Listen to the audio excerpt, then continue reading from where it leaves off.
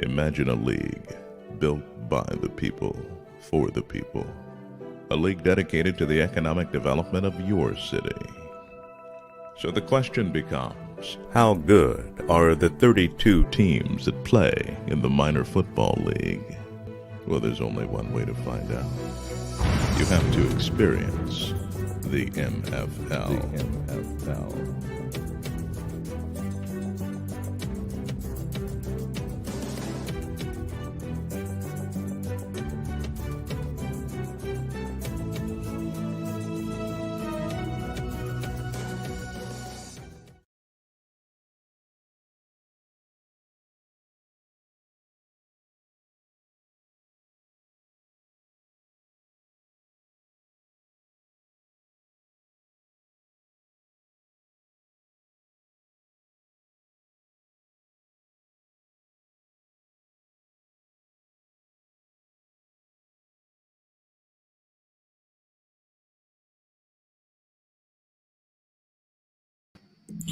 Welcome to another edition of Inside the MFL. I'm your host, Dr. Richard D. Myles Sr., CEO, Chairman, and Founder of the Minor Football League.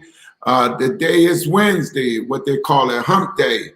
Okay, we're almost over the hump.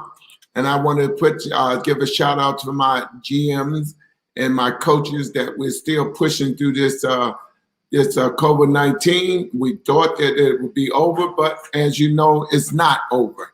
And we just want to tell everybody to take precaution because do not believe this is over. And we did push back on the season because of that, because we can't get venues in certain areas because they're not opening up yet. So, you know, that's not a bad thing for us. We are still signing players. We are getting the teams together in terms of we'll be ready when it's time to go. I know I've been getting most powers to be telling me maybe at the end of July they'll open up. But, you know, as you know, we play a 10-game schedule. That would kind of put really a big dent in our scheduling. But, you know, we're not going to worry about that. We'll play remaining games if necessary. But more importantly, I want everybody to take care, be very understanding that this is not over yet. I had a few friends of mine caught COVID again, and in spite of their shots are being issued, I want people to do what's best for you guys, do what's best for y'all, because I'm telling you, this COVID is still serious. People are dying from it. And I just want everybody to understand that this is not over. Wear your face masks. Please wear your face masks. Don't take it for granted, because if you did have a shot, you can go around. Other people might not have a shot. Because from what they say, you still can catch it. So I just want everybody to be very mindful of this COVID-19. It's still going on, and I want people to take care. Also, like I say, we was supposed to start on June 5th. Well, I didn't need to say this, but I'll say it anyway. You all in parts of the country, you know where you're at, they're still not opening it up. Some places are opening up, but they still have restrictions on how many people can come in the stadium. So that's what we have our dilemma at in terms of how we proceed with the season. But by no means that we're gone anywhere. Our schedule's still up. We probably miss most of it because of we can't get venues. I understand some people are out there. We're not talking about the MFL, but out there on the fields, and they don't have permit for it and stuff, and stuff like that. So we're not going to get into that. Also, I just want to shout out to most of the young men in the HBCUs and stuff. Please contact us. The MFL. You can reach us through our website, mflishere.com. You can also reach us by our phone number, 240-551-8031. So we are definitely excited about what we're doing. The MFL is a laboratory of change, and we like to keep everybody. We always want you to understand. We like to keep things as clear as possible. We want to make sure we have clarity to what we're doing, and the players and the coaches and the GMs and our staff is important. So we don't want to just jump out there, although we're trying to, talk, but some places are firm on what they're doing, and they're supposed to. We're excited about getting out there and playing, but also we want to be very mindful of these young men and our coaches and stuff. So please don't think by no means we going anywhere. Whatever we can start the season, if we have to catch the remaining of it, we will do that. Some places we will is shut down, but that don't mean the MFL is shut down. So, keep in mind that, we're here. We're still taking your calls. We still got players calling. And I want to thank all the players that's calling, because we're getting more and more calls all the time. Yes, we are still signing people. We want to have a 60-man roster. Even if we play the remaining our schedule, we will still have players and things in place for next year. We do a lot of things other than football. As I stated, we are the laboratory of change.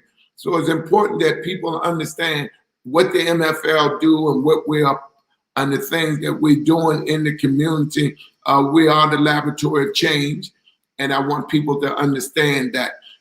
Don't just, so wow, they're not going to go. We're not going to go because it's not us. It's because the powers be. And then again, I don't have to tell y'all, when you live in that different parts of the country, what's going on there. And we can only do what they allow us to do. I want to bring my guests on, Keith Jones. How you doing there, sir?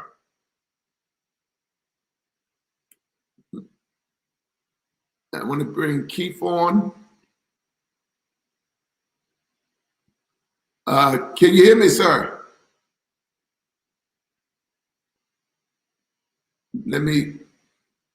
Okay, can you hear me, sir?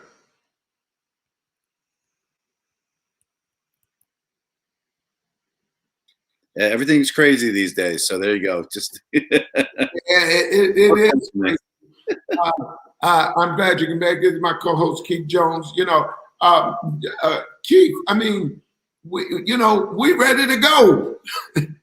I know, Myles. Been ready for weeks and weeks and weeks. Too many entities involved. This is what happens. This is why the NFL can kick off their season, because they own the stadiums. Huge difference, I guess. And now instead of owning teams, you need to start buying property. I don't know. Yeah, well, I got enough of that. I don't want more property. But it's not beating the dead horse. But I was curious to find out. Excuse me. God bless me. I was curious to find out all these players and the HBCUs was not. Not beating the dead horse. You can't tell me there's not no talented guys in the HBCU. You're not beating the dead horse. I mean, it's just overlooked talent. But it was interesting. I think Devin Hester actually posted something. I don't know what his source was, but he was the actual numbers of the high school players, then the ones that actually got to the next level, and then the ones that actually got to the next level, and such and such. And then, of course, being drafted, there's less than 300 players drafted. So that's not very many, as we talked about on the last show, that there's thousands and thousands of players out there. I mean, you got at least 50 players on each of the Power 5 conference teams. And then you do the multiplication on that, it's way more than 256, whatever the official number is at the NFL draft. I kind of feel like the draft is, and I've covered quite a few of them, but it's really become this like almost dog and pony show, excuse the expression, but it's really as much for the glorification of the league than it is for the actual, taking players. Because it used to be more rounds, and I know it gets tedious, and I know that you can only have, you've always talked about this, it's a numbers game. There just aren't enough slots. It was good to see that there were a number of HBCU players that were signed to teams after the draft was over, which this happens all the time, where additional players will be brought to camp. But again, if you're not one of the less than 300 players drafted, and it hurts the ego, and it definitely makes people question their ability and where they fit and whether they'll get the opportunity. And that's the sad part of the reality. A lot of good talent out there. As a matter of fact, I think too much emphasis put on the talent and less on the person themselves. But teams go through character checks for players and such because they want a certain type of player with their personal substance on their teams. But that doesn't mean there aren't other guys out there that are worthy, and that's just the sad reality. Absolutely, and I want to bring my main man in here. We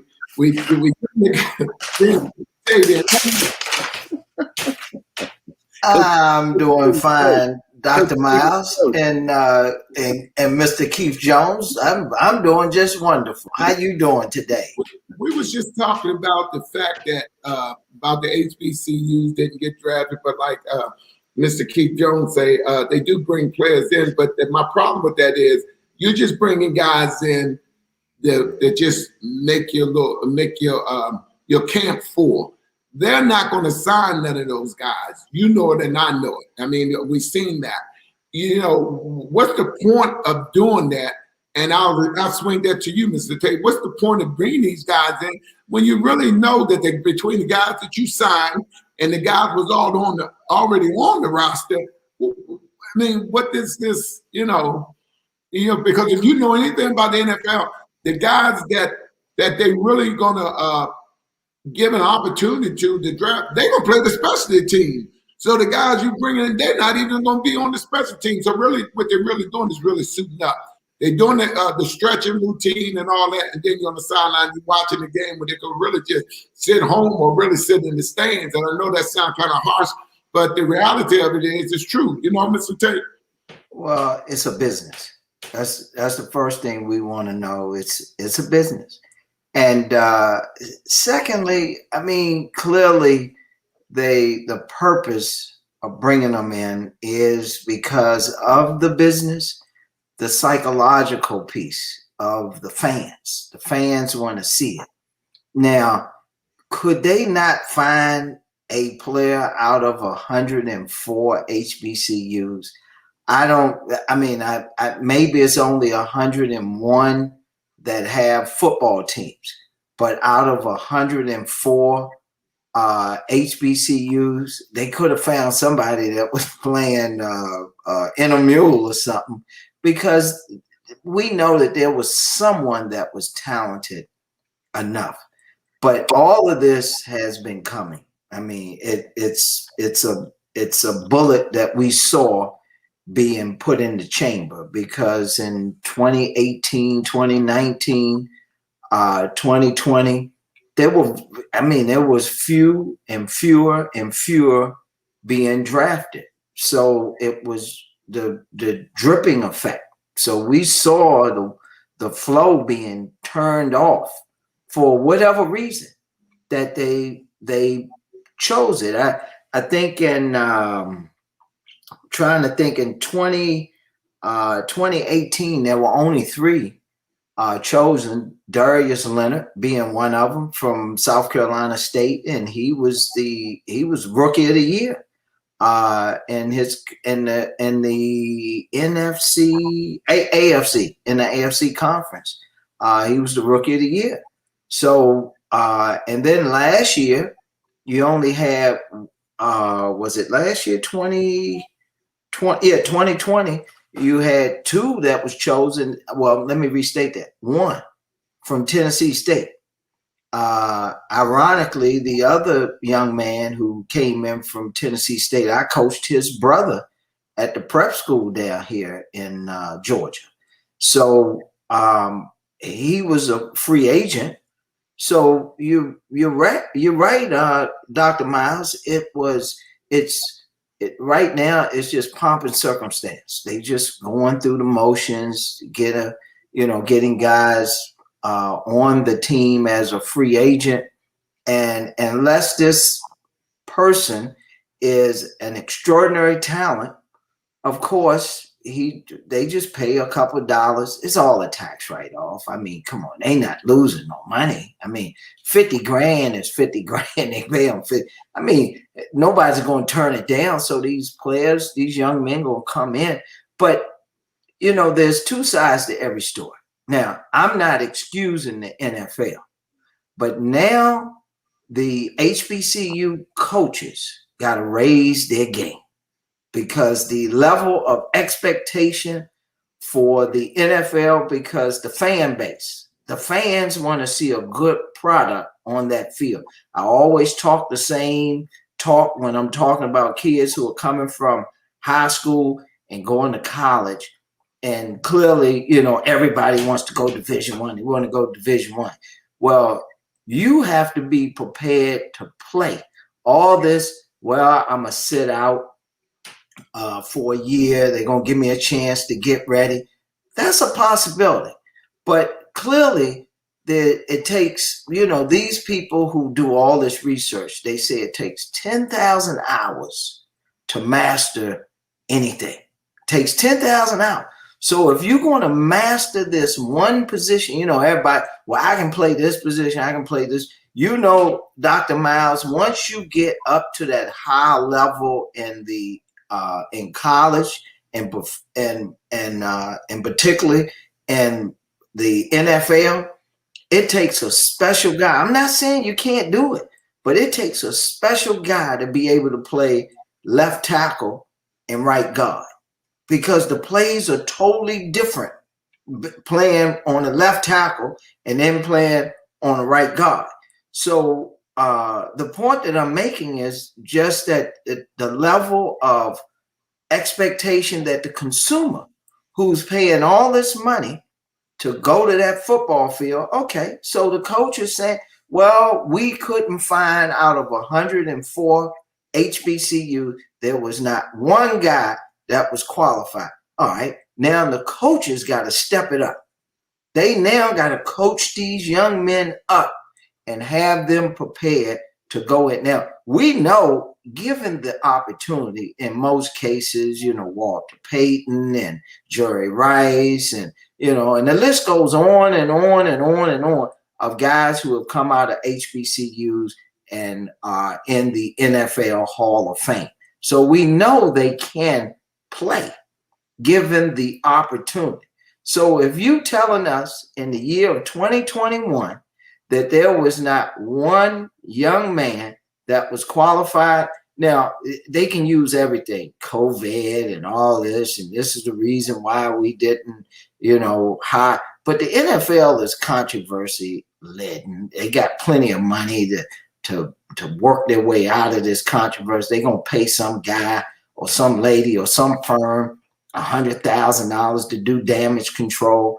But at the end of the day, now the coaches hopefully are inspired and say that the young men that I am going to be coaching, I'm going to make sure my job is the positions that I coach or the position coaches that I employ, they got to be able to provide me with one young man that's going to come off of this team and his position. Because if I'm a coach, if this young man fails, I fail.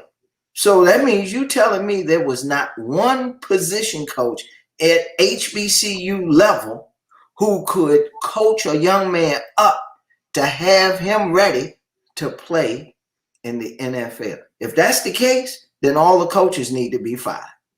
Bring in some coaches who are willing to accept the responsibility. When I was teaching, I always said, my job is to motivate, encourage, and inspire these young men and these young ladies to be better than they were the day before.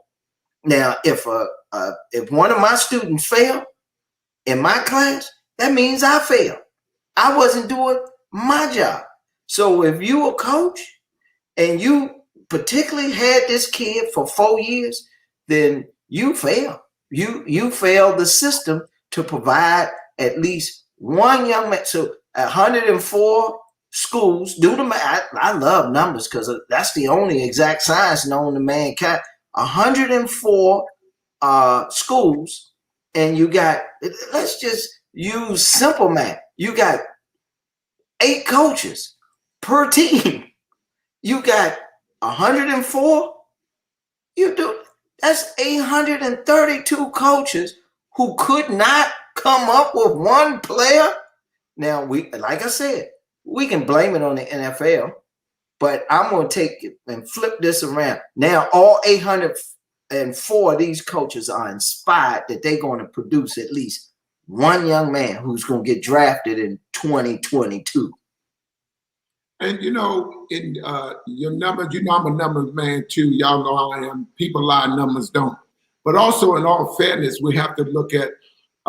You're right. Kids want to go to the Division I school, the Power 5 conferences.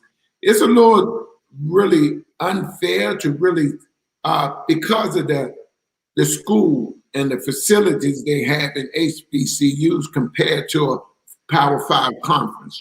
Keith. Coach. I mean, it's like apples and oranges. It's just don't. So, but when you look at that, and still when you look at talent, it's talent. You know what I mean? That's what brings me to mention us, the MFL, the Laboratory of Change. And, we have gotten more calls within the last 2 days, Keith, than we did in a while. Because now these kids beginning to realize you cannot go home and sit on the couch and mope. That's not going to get anything done. We're encouraging all these young men. We have franchises in different parts of the country. I like to keep clarity there. I'm not going to lie. No, we can't go right now because the powers that be. It's not us. We're ready. We're ready to go. But we have to be very mindful of it is COVID-19 is still there. And that's because people are not doing what they're supposed to do. So it puts us in, as you say, Keith, it puts us in a really bad place in terms of we want these guys to go. My hat's off to some of the teams. They got guys, they ready to go. We got guys coming in right now to the different franchises. But, I tell the kids, your health is more important. Even if we go the end of the season, we still gonna go. If anything left of it, we're gonna go. But it's just unfair, and people still don't get it, that you can get your film here. You have to stay in shape because now what pushed this class out, you got another class behind them pushing the next class out. And then they're gonna be behind, and I'm not wishing bad luck on anything, but the NFL gonna have their problems too with this COVID thing. I mean, it's going anywhere, and they can't stay in the bubble like the basketball. Keith. Well, Doc, they already said that they plan on, like, the Washington football team's already said, hey, every fan can come out. We're going to have full capacity stadiums. And I can tell you right now that the Snyder organization is not the first one to come out and say that. So that, it's about the business, as Coach Tate was talking about, and it's certainly about the bottom line. But it doesn't make sense whether you own the facility or not. You can't be putting a lot of people together, masked up or otherwise, and it's going to be a concern getting closer. Sure, you can do all the speak you want. The draft just happened not long ago, and everybody's geeked up again for football. It's great, and all that kind of stuff. So come September, even before then, because preseason will start in August. We'll see, and that's mere months away. So what'll change in that short period of time? Nobody knows. If you knew, you'd be a gazillionaire and living on one of the 18 islands that you own. So it's just a great unknown. And here we are, an extension of 2020 into 2021. Absolutely. And I thought hopefully we had more of a handle on it than what we do. And it's because of people just don't want to take the shot for whatever crazy reason. And don't get me wrong, I'm not telling nobody to take it or not to take it. Mr. Coach Tate, I'm just saying this is, I want to scratch my head right now, because we are ready, man. And we had some of our franchises, we have to switch GMs and stuff, because like I said, we did get some people that got COVID and some friends of mine got COVID. So it's kind of scary at the same time. But people want to see football. They want to see the MFL go. I mean, we want to see us go, but not at nobody's expense, because people are dying from this. People are dying from this. And we pulled back. We didn't shut down. we pulled back. But, it just goes to show you that why these young men, you realize that now you do have an alternative now, and they're still not taking advantage of that, Coach Tate. Maybe, like I say, maybe you one that Wizards can see in the future and understand what's going on with these guys. That we haven't gotten a lot of guys, but not like we should. We can put 60 men on the roster, but it's still coming slow and short. And then again, I talked to a few guys. They upset. I mean, and I wanted to say to them, did you really thought you was going to get drafted? You got Power 5 conference alone could fill up what little roster that the NFL do have. In all fairness, but they're trying to make it fair. We know it's not fair, but but the way it's done is just. And I'm not going to be the one to say anything because you can't tell somebody how to run their league. I would not want no one to tell me how to run mine. But I'm just trying to find a common ground to say, what the heck's going on? Well, I go back to when I mentioned Power 5, I'm mentioning it because of the business aspect of it. When I say business, I'm saying the high school coach is making $35,000, $40,000 at most. At the high schools, they got huge stadiums and traditions. Then the booster club is kicking in and paying the coach some extra money. That happens. But the point that I'm making is that when they come out of high school and they want in high school, they want to go to these big time colleges where the coach is making upwards 14 million. So the product that has to go on that field has to be someone that can play, because there are men like you, I, and Mr. Jones who sit at home, and we got over it. Well, you, Dr. Myles, probably got over 1,000 channels, and Mr. Jones probably got 700 channels. I only got 30 channels because I'm still using that, antenna I done built. But the point is, we got a lot of options. So you watch the best game. That's what you want to see, a good game.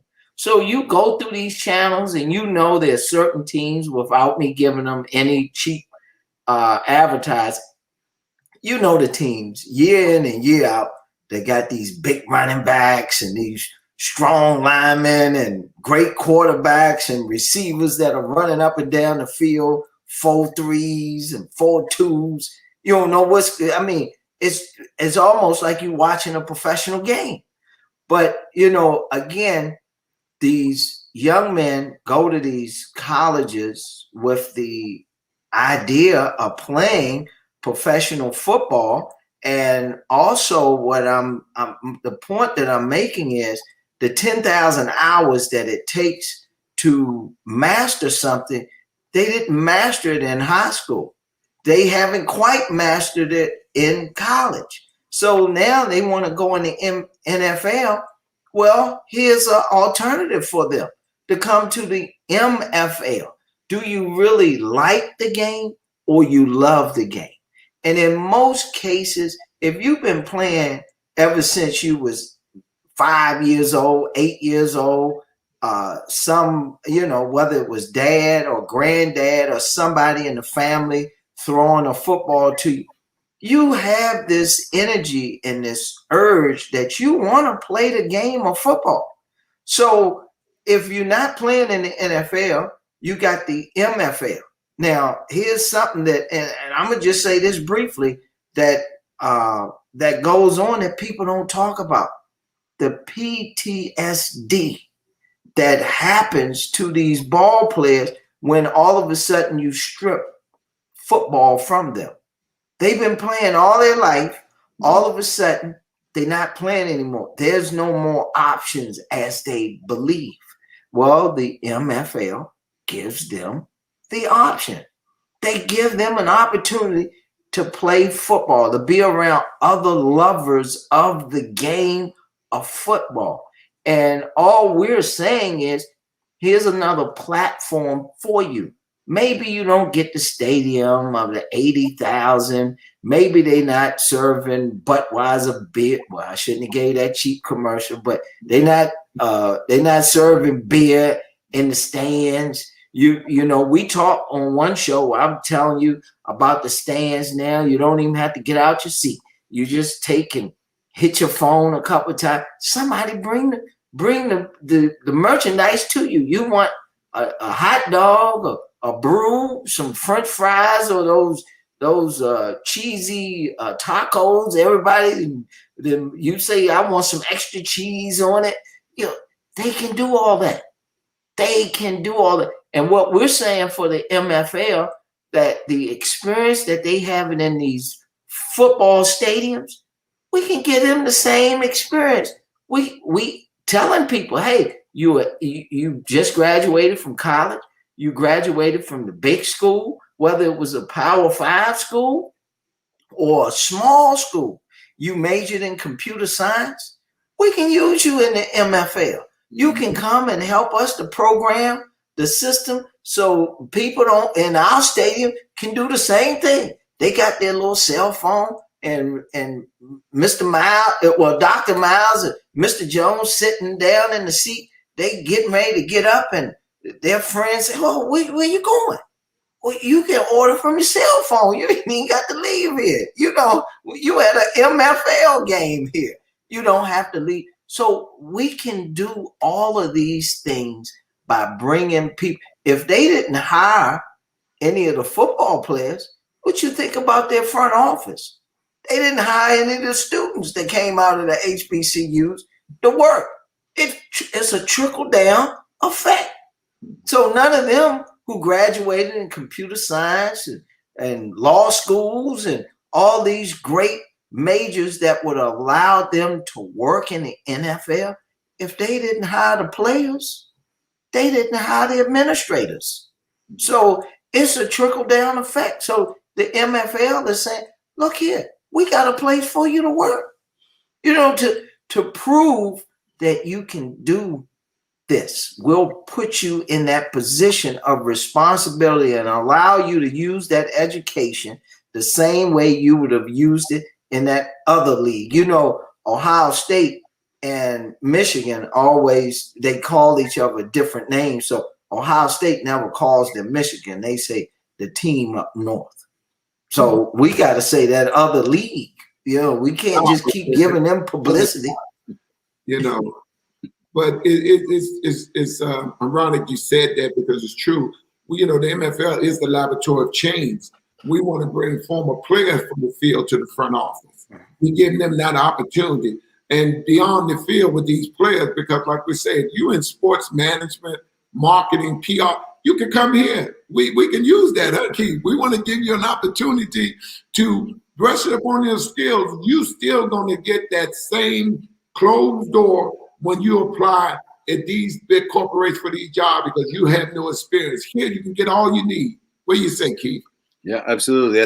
That's what's nice about it. I mean, we don't use the term developmental league, but we're developing people, you know, and their professions, and not just the football players. And that's why I've always been so drawn in by your mission, Doc, because it's about that. It's about the opportunity, because these guys, even if they get to the other league, Coach Tate, they may be there. I think it's 4 years now. It's something insane, insanely low. So these guys at the top level, the best athletes that got drafted or got brought into a team, may play like 4 years. And I'm astounded by that, because that number's been around for a long time. But due to injuries and a lot of other things, obviously, as you both say, numbers don't lie. And that's just the sad statistics of that. And it is more than a business, especially the other league, in that you're a commodity. You come in as a commodity, you leave as a used up commodity, and then we go on to the next commodity. And then these guys at the end, doesn't matter if they're a top round draft pick that gets a lot of money, or the guys that get the $50,000, that they end up not being shown the way to be able to take their money, and instead of buying all the earrings. If I see another diamond earring in a player on the field, I'm going to go insane. It's become the norm rather than the exception. We never wore jewelry when I played, and it's just, I'm probably dating myself that way, but that's just, you put the uniform on. You didn't dress yourself up with all fancy shiny stuff. Out there, you went and played the game, and it's just a different mentality when you're talking about the other league versus the MFL, because players play, but they don't advance as people unless there's somebody there to show them the way or to mentor them or whatever, because mentoring can happen throughout your life.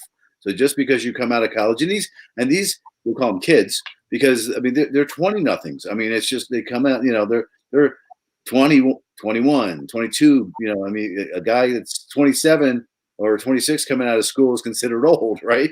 Which is a shame, but that's what happens. These young guys, and hopefully they've gotten some good parenting, not always, but they don't know what to do with all this success that came so quickly, getting drafted into the NFL, and it really is sad when you see a lot of professional athletes, and it's not just in football, it's basketball. I mean, guys that are named players that are filing for bankruptcy and bad things like that because they just lost their way. The MFL provides that way to help people in a lot of different things, including professions, because like Coach Tate was saying, these guys that have played all the way from Pee Wee all the way up through college and into the pros haven't done anything else. I mean, I interviewed a Hall of Famer, top-notch Hall of Famer one time, and that was one of the questions I asked him about what happened when he retired.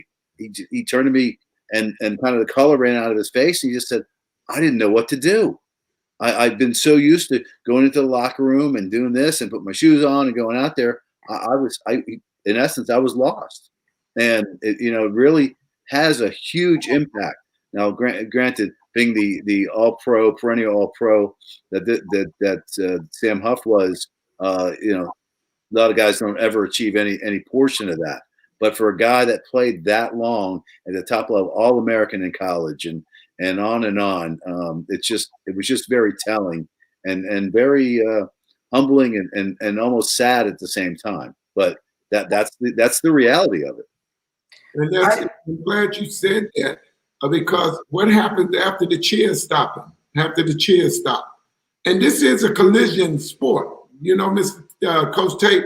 But what happens after the cheering stop, Mr. Tate?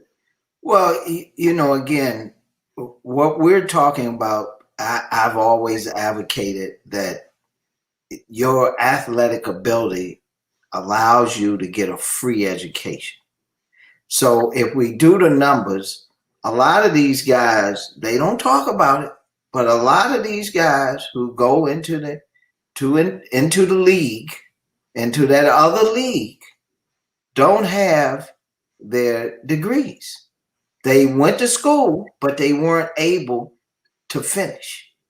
And even if they did finish, you talking very rare. This is very rare that, these young men, and I'm dating myself like Mr. Jones says, but it's very rare that these young men go into the NFL and are able to come out on the same salary. The next job that they take, they're going to lose anywhere between 80 to 98% of the salary they made in the NFL. Because one thing, look, you can write this stuff down. This stuff goes in the notes. And I hope there's a young man out there and a young lady that's listening who plays professional sports. Okay, you go in the league. Let's say you get the 4 years that Mr. Jones just talked about. Well, that degree, if you got the degree, that degree that you got is now old because the skills that you had back 4 years ago are now no good. And besides, this is your first time entering a job. And depending on the job, you got to be retrained all over because how much do you remember 4 years ago? what color socks you wore the same time this day 4 years ago. Do you remember?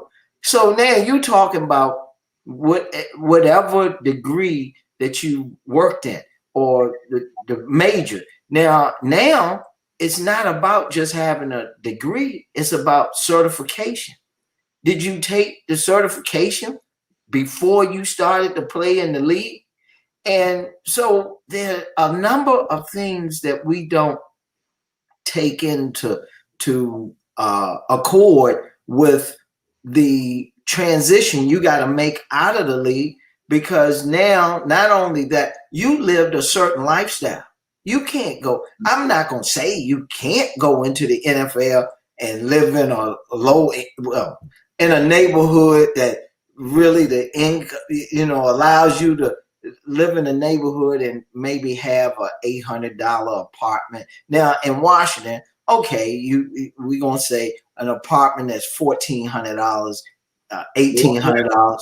Okay, now you talking that a lot of these guys talk about being frustrated because people taking their pictures at dinner, people always asking them for their autograph.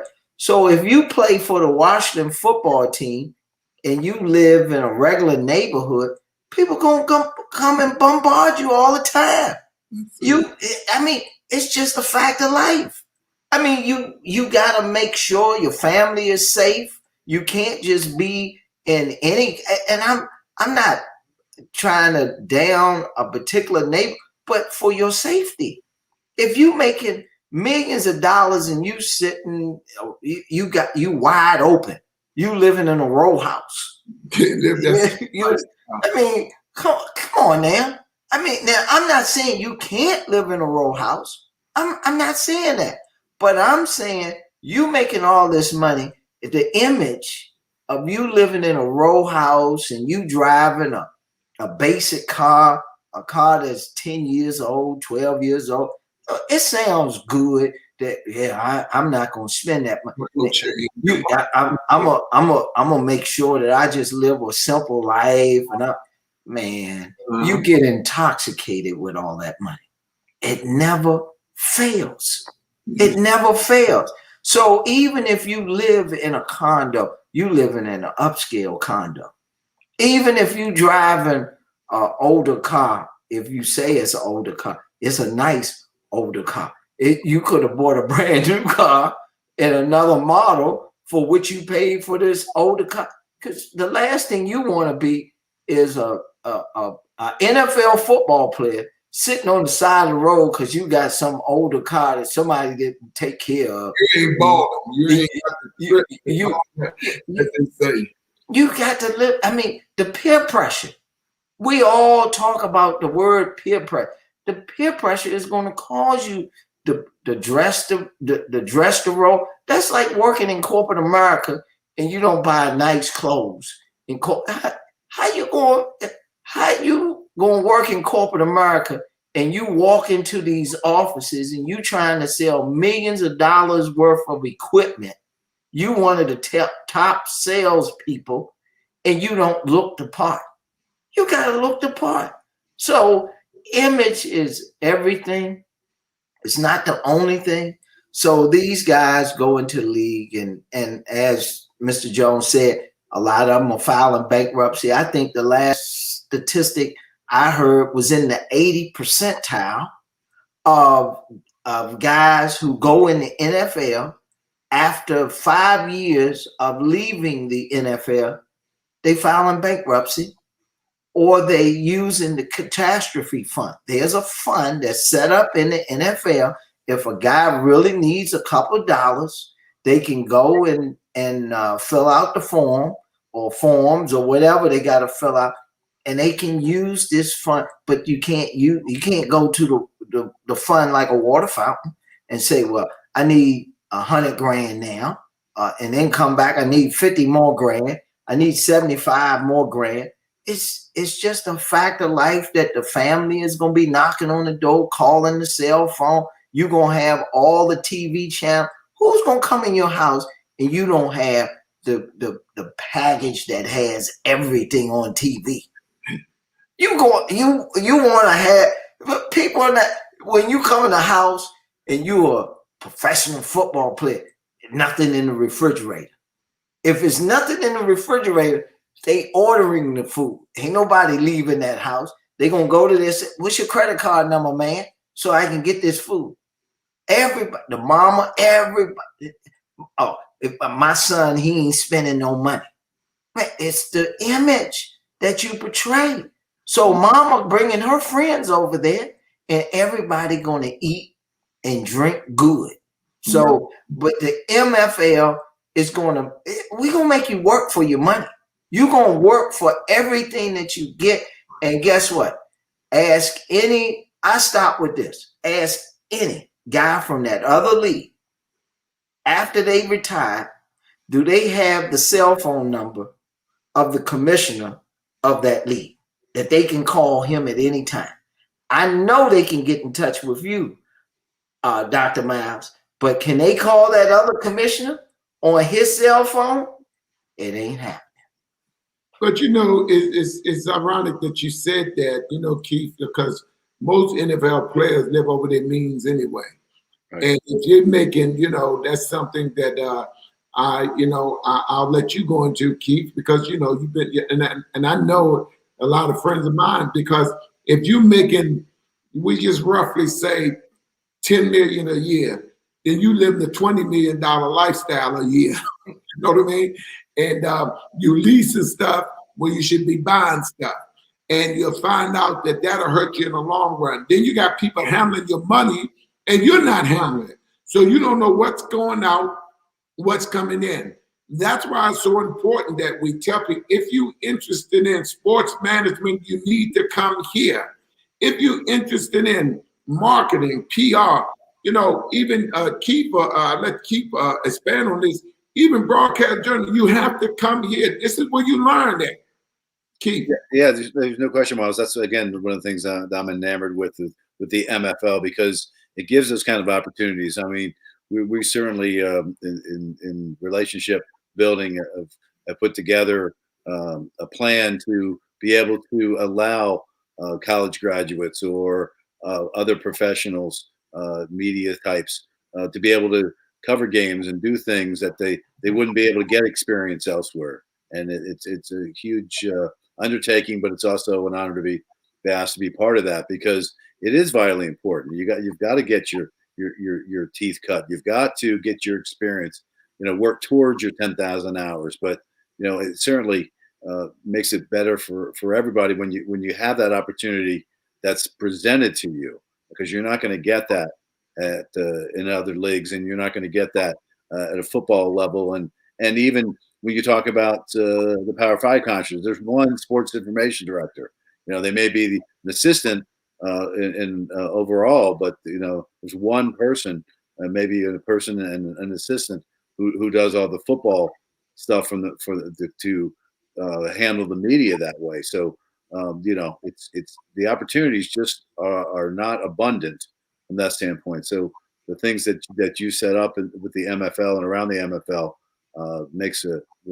it's a great opportunity for a lot of people. And to the point that you guys were talking about, this limited time that people have in the profession or in the profession of football, they've got to think outside. You were asking for an example, and I think back to when Dwayne Haskins was drafted as a high draft pick for the Washington football team, who's no longer with the Washington football team. And Mike Tomlin picked him up for Pittsburgh. We'll see if anybody can do something with Dwayne Haskins, it would be Mike Tomlin. So I give Coach Tomlin a lot of credit on that. But the first thing, or one of the first things that Haskins did when he got drafted, was he went out and bought a new car, and I believe it was a Bentley.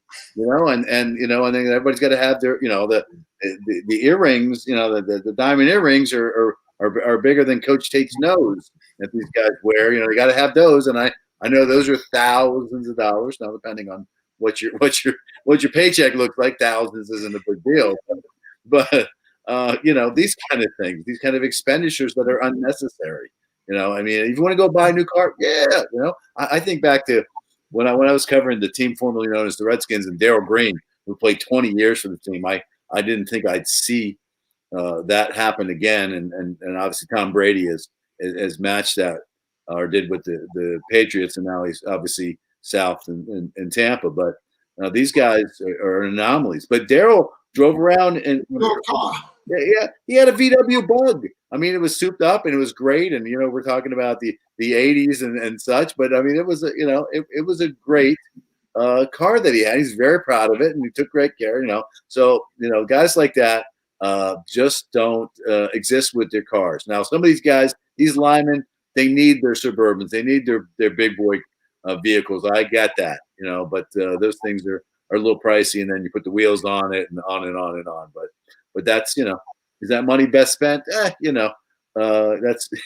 that's up for discussion. But I lean towards probably not. But hey, it just depends. But that's what you're dealing with. These guys coming out, these young guys coming out of college, especially if they played the big program. If you played in a Power 5 conference, you've probably been catered to, and all kinds of opportunities have been presented to you from that standpoint. So you have expectations. You get drafted; it's a big deal. But you got to keep the wheels on the track. Otherwise, you end up being like Dwayne Haskins, and he's not the first one, and he won't be the last one. Absolutely, because we got to understand how money works. But they're young guys, and they get in there and they get there and they think the money gonna come forever, and it's not. We tend, and I thought that way too. When you're a ball player, you think you're Superman and you can't be hurt. And when you do get hurt, you realize that somebody must have do kryptonite on you, because now you realize you can be hurt. So your whole perspective changes. Then you're more conscious of, you have to prepare for what might happen. What if? You know what I mean? You start thinking that way.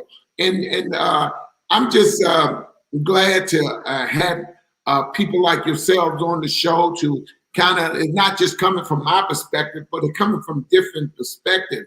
And, Coach Tate always have a great perspective, and you more than just media. We want these young men to understand the MFL is here. We're not going nowhere. You can reach us on our website, mflishere.com. You can call us at 240-551-8031. We're still signing players. We want a 60-man roster.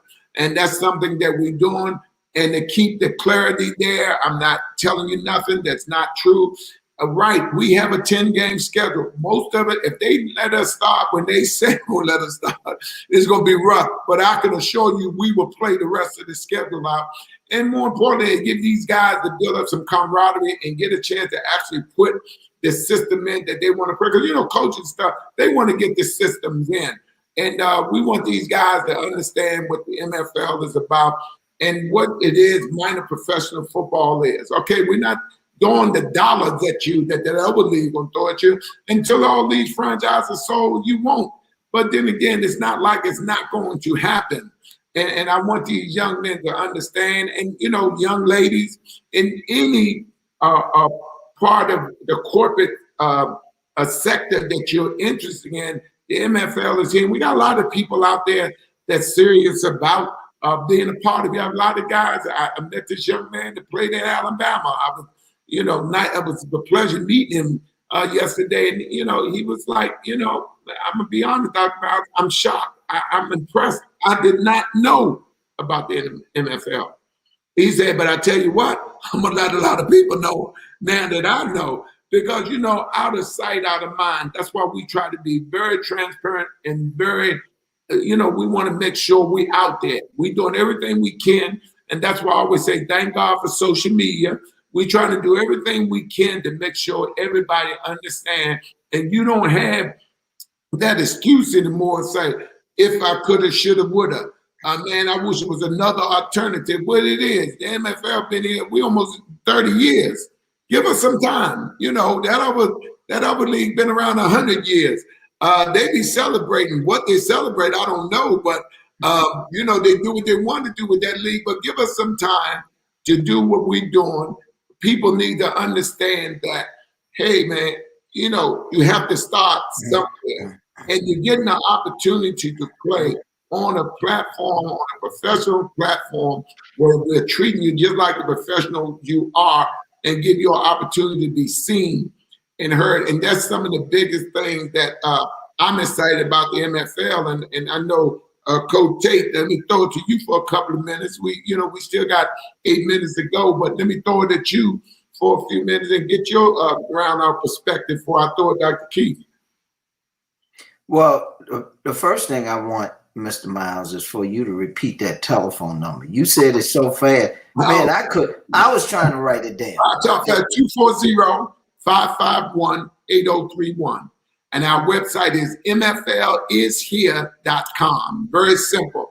We're on all the social media platforms, Facebook, YouTube, Instagram, Twitter. We everywhere. I mean, we spend a lot of money to put stuff up, as you know, Keith, and Mr. Tate, and we're doing some great things here. And I'm not just saying it because I'm the founder of the League. It's because we are doing a lot of things. And I always say documentation beat conversation. You know what I mean? Come experience what we're doing. Go ahead, Mr. Tate.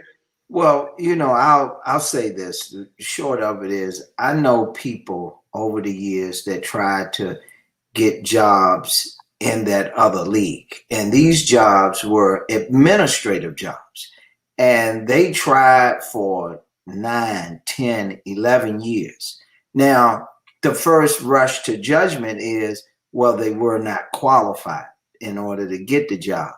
Well, the reality is they were very qualified. They ended up getting alternative jobs with Fortune 100 companies, going up into management.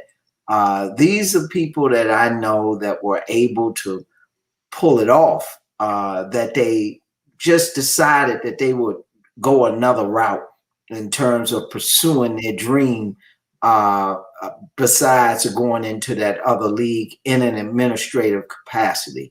That happens. All we're saying is that the MFL is a place you can come to, in particular if you got great ideas. And no doubt, if you were a student, if you mastered whatever it was that you went to school with, you can come here and now use this, as you mentioned, Dr. Myles, the laboratory of change. This is your lab. You can come in now and use, not to do an experiment, because everything has been proven if it's in the technology world. So the MFL is a place you can come to and really prove yourself. Absolutely. And we want people, before I swing it over to Keith for a couple of minutes, we want people to understand we are making the playing field level. Keith. Well, I like the example for Alabama. Now, Alabama in the NFL draft, I believe, had the most players taken since Miami. I think the number was 6. Now, last time I checked the Alabama roster, I think they had like 66 players. So does that mean the other 60 guys are not top quality? I'm right ahead on that one. So the point is, going back to Doc and his numbers, there's a lot of guys and not a lot of spots. So when you can continue to play, and I would think that Commissioner Myles would probably take a call from an Alabama player, University of Alabama, or even Alabama Birmingham. But the quality of player is out there. That's just an example right there. Alabama having the most players taken in this year's NFL draft, and the number was, I believe, 6. So that kind of tells you, that's considered a lot from one team. But again, with about 66 players at least on the roster, that leaves a few left for everybody else. Yeah, and Dr. Myles, I was just going to add what Mr. Jones is saying. If they took 6, how many more did they take as free agents? So, so the other teams, that's why they didn't have nobody to choose from.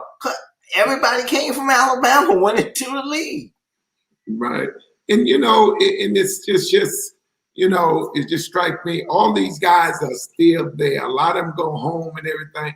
The MFL is right here. And, we reach out and we say to the HBCUs, to the Power 5 conferences, we here. to the junior colleges, you know, Division II colleges. We're here. You know, come experience what the NFL is doing. We're signing players, and you ain't got to travel across the country. Because more than likely, we have franchises in those states that you're in. You know, I want to thank you guys, my guests, for coming on. Coach Keith, it's always a pleasure having you on here. And Coach Tate, what can I say about you?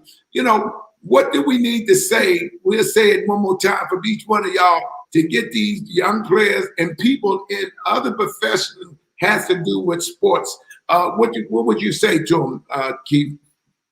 You know, the opportunity is there. I mean, this is the thing that keeps bringing me back to the MFL, and my personal support is the opportunities. I mean, it's laboratory change, as Doc Myles likes to say, but it's the land of opportunity. It's the league of opportunity. Coaches, they're phenomenal coaches, and Coach Tate knows a bunch of those guys personally. Guys that don't get a chance at the next level for whatever reason. Guys at that level already aren't getting chances like they should. So anything that the MFL can provide for the player or the general manager to be, or any administrator or member, you know, of a social media team or what have you, it is likely available. The sooner you call Commissioner Myles at that 240 number, the better you'll be, because obviously the numbers are limited. The spots are limited. So absolutely, we got a minute, Mr. Tate. Well, hey, Mr. Yeah, all I can tell you that it's just been said all. There's nothing else for me to say, because Mr. Jones took care of everything. That was the laundry list right there. Thank you. You've been watching another edition of Inside the MFL. I'm your host, Dr. Richard D. Myles Sr., along with Keith Jones, Coach Tate. We'll see y'all on Friday. Thank you, gentlemen. Thanks. Thank you.